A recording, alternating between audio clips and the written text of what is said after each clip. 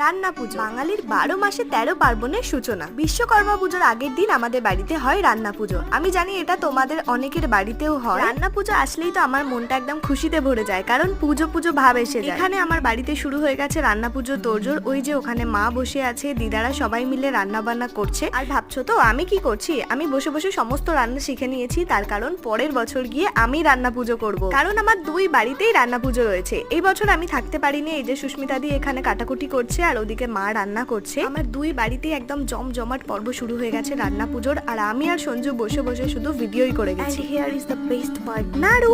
এত কিছু আইটেম থাকে রান্না পুজোর মধ্যে, কিন্তু তাও আমার চোখ সবসময় ওই নাড়ুর দিকেই থাকে। তোমরা রান্না পুজোর কোন জিনিসটা সব থেকে বেশি পছন্দ করো অবশ্যই কমেন্ট করে জানিও। এই যে এখানে আমার মামি দিদা বানাচ্ছে নাড়ু। শেষ পর্যন্ত মামি দিদা ঠাকুরকে প্রসাদ দিতে চলে গিয়েছিল, তাই মাও হাত লাগিয়ে দিয়েছিল। খাওয়া দাওয়া শেষ করতে আমার এক বাড়িতে লেগেছিল রাত 1টা, আর এক বাড়িতে 3টে বেজে গিয়েছিল।